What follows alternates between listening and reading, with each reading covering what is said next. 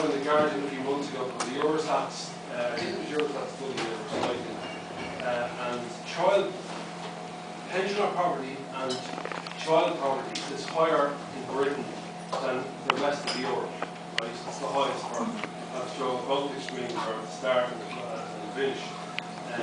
It's the highest. So if what you were saying, that was there, what you were saying about poor diet and comparing it to down here.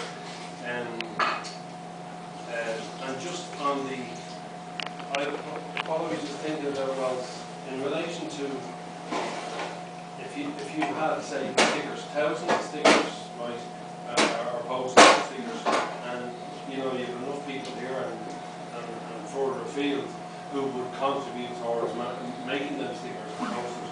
And we just have simple question: fluoride banned across the EU for health reasons. Why not in Ireland? And the websites, your own and fluoridealert.org. And I just think it would have like an exponential effect. Years ago, stickers or posters were good, but they were limited. You know, when you can advertise the website, you have an exponential effect. And people who there's a lot of people don't use the internet, don't use social media, and they'd be, you know, if there was thousands of these things all over the cities, people would definitely start talking about it. So what's all that about? Can we check it out on the websites? Yeah, so that's a great idea. So before everyone goes, we have Shane is down there. He has a clipboard with the names that we can take, and we can have. We're formulating a database, just exactly what you're saying, and sending out. We haven't made stickers now, but we have letters that we send out to people. We also have there's a poster there that we've made, one of that, and then there's another one as well about. We're focusing in on the child protection against the fluoride, and yeah, no, it's a great idea to spread the stickers. So if you can leave the details. Yeah.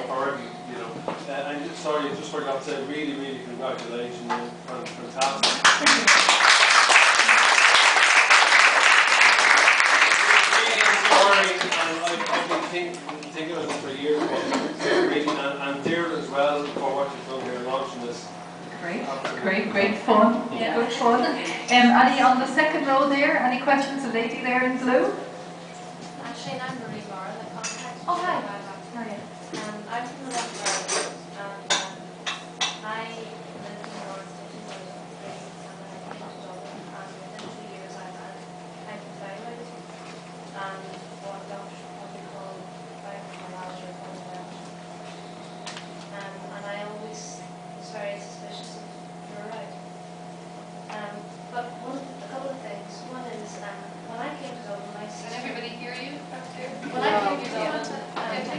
I came to Dublin first in 2003, my sister had been living here and had 2 kids here for a while. And one of the first things she said to me was that people in Dublin have to pay for their dental care, so they look after their teeth.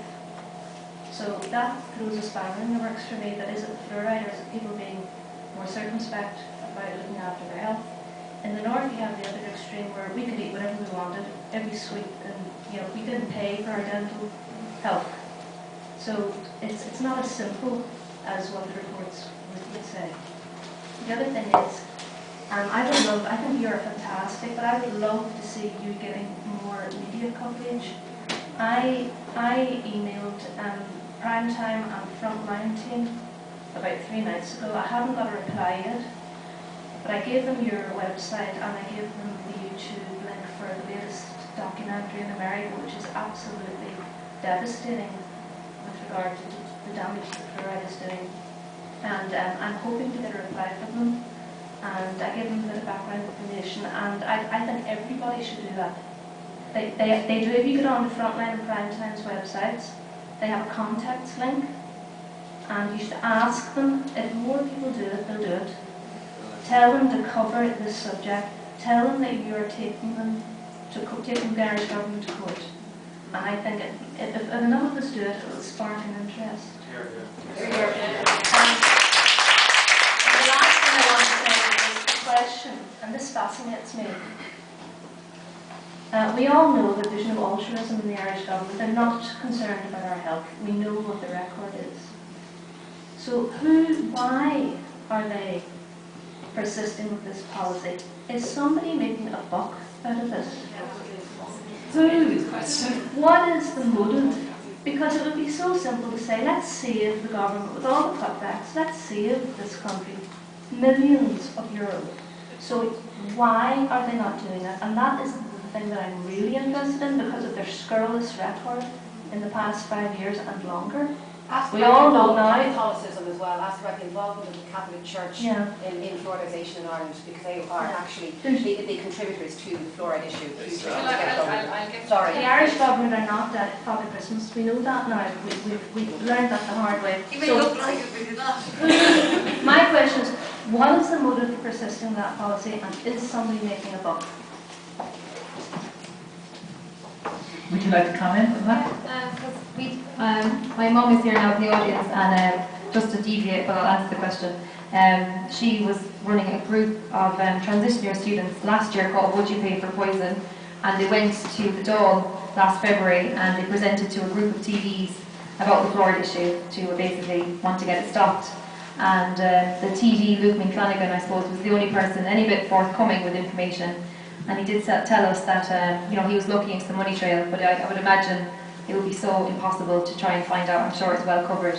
But I think the whole thing with the issue now is they've lied. The lie is so massive now that it's too hard to backtrack. It's like if you created a total alter ego for your whole life, and you've lied to every person, it's very hard to backtrack. So I think that's why I think it's great taking a court case, because basically going in and challenging them at the level, I suppose, that they listen to, and putting a gun to their head and saying, you have to stop this now to be in line with the rest of Europe and all the other things with food exports, and there's so much to it. But in terms of money, I think absolutely people are definitely. And since Gael actually said would you like to? 2001. I was just saying, would you like to comment on the next slide? I mean, Fine Gael said they would remove fluoride from Irish water in 2001. I don't understand why they haven't commented on this. I'm a journalist. I've met Aisling before. I've been interviewing people who've had brain tumours who blame fluoride. It's a guy in Dundalk, Fluoride Girl, who's spent most of his teenagers in hospital, and he had to learn to walk and talk. And he had a massive tumour in his brain. He believes that was caused by fluoride. There are people in this country who have illnesses they attribute to the thyroid illness is one of the most major ones. I run a website for people who have thyroid illness, and basically your thyroid gland can't work because fluoride ions stop your thyroid gland being able to take the iodine it needs from food, from salt. So the fluoride blocks your thyroid gland, it stops it working. We have an epidemic of thyroid illness in this country and in all the countries that are fluoridated. So I don't really understand, I can't understand. I've had responses from James Riley, I've been talking to Alan Shatter about this, and actually I was really disgusted, I have to say. My parents voted Labour. Alex White is my local MP. I've written to Olivia Mitchell, who's Dublin South MP, and to Shatter and to Riley about Olivia O'Leary has a thyroid, sorry, not Olivia Mitchell, the Gael female MP for Dublin South. She has a thyroid illness and she wears the blue badge for thyroid.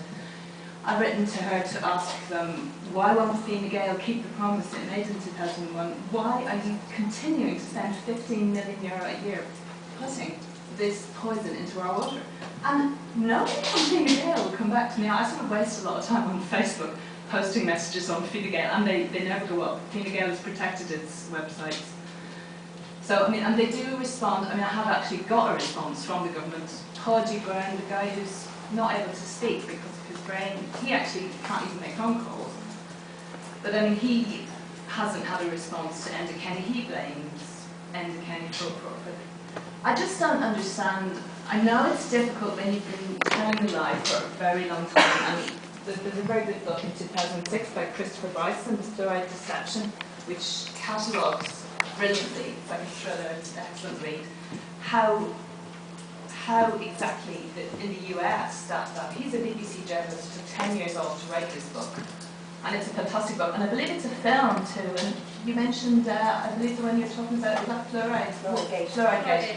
Have a look at that. And I mean, the pattern you see is that government scientists have this realization of how toxic this substance is, and they try to change the system from within, and they get sacked. Phyllis Mullinax is a PhD student, researcher who got sacked. She worked on rats. She noticed after giving rats fluoride, they couldn't remember their way around the mazes. She tried to publish this, she got sacked. There is a pattern here. People, scientists, who are good, there's so many. Declan Wall, who actually knows the scientist, he's taken, we should be very proud of Declan Wall. I mean, he's really committed to exposing this. I mean, unfortunately, it's not going to be easy to expose it. I've been trying to interest publications, and to be honest, it's such a huge issue. The deeper you dig, the dirtier it gets. So I just wanted to try and highlight to you, we do have an opportunity. I believe Ashling's right. I think we can make it happen this year. It's going to be 50 years in 2 years since this stuff was put in our water. People have resisted, but we haven't been united enough or strong enough. We haven't worked together. And I think with social media, as Aisling pointed out, they've done it in Syria, they've done it in Egypt. I think we can make it happen, but I do think it's going to mean we need to, if we can get back to court, I think we have enough scientific evidence now. It's not that, I think it's really good that you said, Aisling, about the woman, Gladys Ryan, who's dead. I've been trying to find out more about her and I haven't. But I didn't realise that the reason they said that she had a right to bodily integrity, but fluoride would not impact her because there were 5 water wells in her village. I mean, things have changed. Yeah. So can I just say before, I'd just like to tell everybody, you mentioned earlier that 10% of the UK only is fluoridated. They've just set up Irish Water. There's 30 pages of debate on the Senate website about this new body. We're going to have to pay for water. People were thrown out of Dublin City Council last night and South Dublin Council for protesting about water charges. They set up this new body, Irish Water, to make us all pay for water, so we are going to have to pay for poison. But there's a very, Walter Graham's a guy in Northern Ireland, and there's a very committed, he brought Sinn Féin supporters and loyalist supporters together to fight fluoride way back. I think we could do that again, but in the next month, there's a group on Facebook as well, the Northern Ireland group, and there's a meeting in the next 4 weeks. Basically, people in the Seanad as well, there are TDs, Fine Gael and Labour and other parties who have been trying to get fluoride out too. There's 30 pages of debate, but within the next few weeks, I think we can work with the people in Northern Ireland. I think if we all work together across the political spectrum, we can make it. I think we need to look at the ways of doing that. Thank you. No, you're very good. Thank you. Thank you so much. That's all very interesting. There's a lady back here who's been waiting. So I just pass the mic straight back to the lady in the black shirt. To give everybody a chance. Hi, Aisling. Apologies for shouting across at other lady earlier. It just burst out of me a fit of rage. Not of what you were saying, just my inbuilt hostility to what's actually been happening to us. My name is Sinead Flannery. I have communicated with you over the last few months on Facebook. I think you're an inspiration and I am truly in awe of your sterling work. And because of you, I've installed a reverse osmosis filter. I've been updating my Facebook page now for about 2 months daily on the toxicity of fluoride in our water. I've been savaged by several people I thought were friends of mine. My dentist has laughed at me. My doctor accused me of becoming paranoid and delusional. But I'm not, and we're not. And all I can say is, if your pineal gland is calcified, it stops you from being attuned to the forces that are, the nefarious forces that work here that are attempting to keep us in the dark. My thyroid gland is atrophied and has been since I was 11 years of age. I've been on thyroxine since I was 11. I also have dental fluoridosis. And for years going to the dentist, I was told that I either was bulimic, I'm not, or I wasn't brushing my teeth, I am. And so it's this whole big conspiracy. And I think it is important to mention that that asshole over there is an undertaker. Yeah. An undertaker. Yeah. Jesus, Mary and St. Joseph, these are the kind of gone beans getting paid £400,000 a year to poison the rest of us.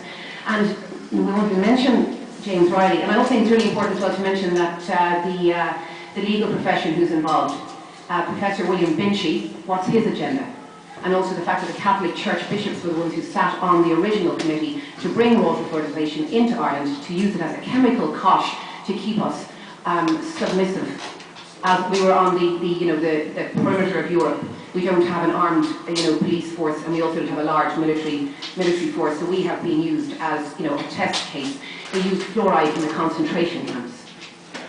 We need to wake up. 97% of Europe is not fluoridated. It's banned in most of them, if not blocked, but banned, especially in Sweden and places like that, and Switzerland. So, we all have a duty of care now to ourselves, our children, our friends, our families, the citizens of this country, our brothers and sisters here. We have a duty of care to spread the word, and I think bumper stickers are a brilliant idea for those who don't use social media. And thanks again, Ashton, for all your help. And I have said on my Facebook page, actually, I will stop now, I promise, but I've actually made a declaration that I will go to jail. Overpay. I will not pay more charges. I will go to jail.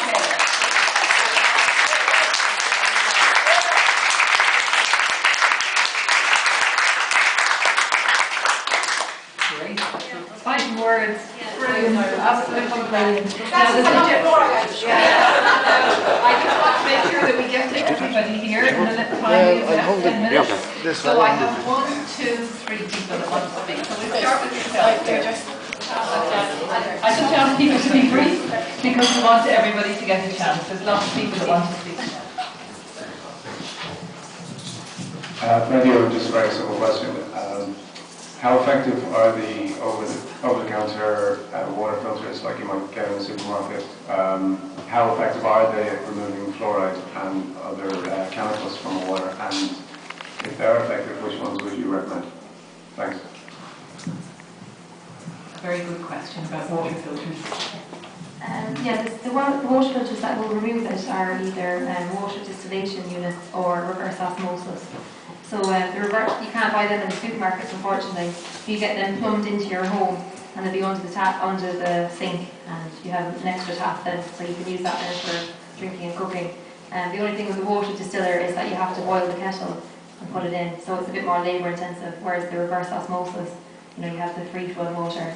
I know there was a filter, Shan, about Ava filter that was saying that it was removing fluoride, but there has been tests being done by Declan Moore, and he showed how it wasn't actually removing it because the fluoride ion is so fine, so it has to undergo either reverse osmosis or the distillation process. And I've actually contacted that company that supplies that water filter.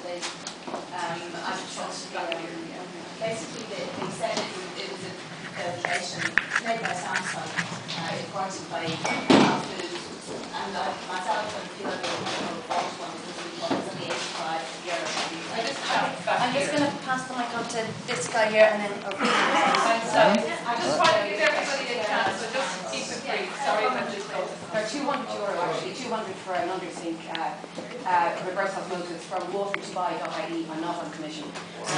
Watertobuy.ie, and it will just do your cold water tank. I'm sure Aisling could probably put that up on her website tomorrow. €200 water fix yourself. distillation units apparently remove all minerals, which isn't good. You can get some added back in. I have a reverse osmosis system, and they have the minerals that are added back in. So this gentleman here. Thanks. My name's Sean. We've been in touch with a couple of times. There was a point made about cross-border, it being an all-Ireland campaign, which is important, and also the thing about it being a cross-party campaign is very, very important, because I think there's always a danger you can fall into a kind of a common pitfall for campaigns like this of getting. And the media will do this if they can. They'll paint you into Craig's corner. The only time, and you see it with every European referendum, the only people that get from the no side are people who think we're being invaded by space aliens and lizards and things like that. And, they can do that if we're not careful. The fact that we've got Gael and Labour people who want the fluoride out of water, as well as a lot of people from the left and the right, is a head start. But we've got to be slightly cautious about how we put the arguments and which arguments we put first and in what order. Some of them are really, really easy, such as, for example, the fact that we were right to choose whether or not we're medicated is an easy one to sell to everyone. The fact that that most countries don't do this, but we do, is another one, and the health benefits not being proven is another one. It's a step beyond that when I think we start talking about conspiracy theories and concentration camps and we never do that. We've never ever done that. We've got to be careful not to sort of fall into that too quickly. it is, but so are the other things. The other things are probably easier for people to swallow at this stage. There was yes, that's the other thing was the court case. Now, all being well, you'll win, and that'll be the end of it. We can all go out and do all the things, but just I think there needs to be I mean, I'm on the radical left, and they always tell me, our struggle is not going to be won in the courts, and it's right in that regard, definitely. But I think a contingency plan for what to do in the event that we don't win the court case, it could be, that's actually for me an opportunity as a sort of springboard to launch the campaign into the next stage, and I think that's a huge thing to think about just in case. In the event that you win, of course, then you can just go and do other things. So, That's the biggest Fluoride marketing ever. Absolutely, yes. Just in case, I'm working with the other crew as well. Is it Fluoride Action? Yeah, to sort of get closer links with them in the event that the court case isn't successful is important as well. But yeah, brilliant work. Thank you very much. There's a lady. Gentleman here and then. Here we go, need that? Yeah. Oh, okay. I was interested in the way you started the talk, just talking about how you were dealing with press for years. I was feeling kind of dopey in the lethargic for years, and I went to this guy who checks for allergies. But he mentioned just, to drink water from, spring water. I haven't noticed a difference. I've been just drinking, like I've changed kind of my diet, but I put water, just drinking that kind of clear water, which I presume doesn't have fluoride. So it has been noticeable in me. But my point is, if you do win the case, and does that leave the government open to lawsuits then from, some people who suffer from brain tumours? That's what they're worried about. And like disaster, because with the Michael Lane thing that's going on now. But so would that stop anyone? Or? That's why they won't change. That's why they won't be right now. Comments on that? That's a good point. Yeah, I would say that would be a concern there, especially the fact that they're saying that almost 40% now of people in Ireland have the dental fluorosis that you were mentioning. So this is being directly caused by fluoride, and it's a sign that the body's been overexposed to fluoride, and your teeth are just your outer skeleton. So it's obviously it's a biomarker that your body has become overly saturated with fluoride. So I think the government, yes, must be wary that there's many people that will start to, I suppose, become aware that the fluoride may have been a contributing factor in their illness. But the rest of Europe, you see, also had policies of water fluoridation, and they stopped, and there was no problem with lawsuits. So, on there's one hand you could say they might be fearful of that, but on the other hand, the rest of Europe were putting it in, and I suppose places in Canada that are getting it out. There isn't any issues with lawsuits that I've heard of. So. I just noticed that within the idea of the Irish water body, although it's something none of us want to swallow, it's fun with me. I think that if we're going to pay for something according to the Food Safety Authority of Ireland, we have the right to know what's in it exactly, including the heavy metals, the grades and so forth. So it presents a unique opportunity to actually, in a way, depends on if they're going Gael, we want the label, we want this, and so forth. You know this as a restaurateur, exactly how strict it is. I spoke to you today. There's new, I don't know whether fluoride could be seen as an allergen. I'm sure most of the toxicity that you mentioned could be. From 2014, it's a new European directive whereby anything that's an allergen has to be marked on anything you buy, that you ingest, like your food, drink, everything else has to be marked by European law. So it is this unique, with the food, with the beef problem, there's a really short window of opportunity where you can chase this with your local TVs, because in that case all the water's been used to spray the meat for the food industry that we're exporting. We're actually adding a lot of heavy metals and things that the rest of the European Union, or our main export market, do not want to have.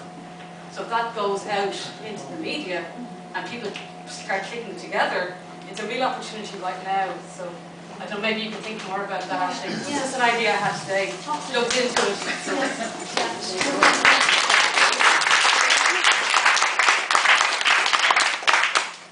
Just a quick one, do you have a Twitter address? I'm on Twitter, but Facebook and... We were on Twitter at some stage. I am on Twitter, Fluoride Girl, but I haven't been Everybody in the media is on there. There's three hands, if you can be really quick, four hands, can be really quick, we can take this gentleman here, maybe take the mic, if that's okay. It's just a point in question. Many years ago, I remember we were told we would have to change a lot of our laws in this country in regards to just basic things like the crops. You couldn't get it over a certain volume.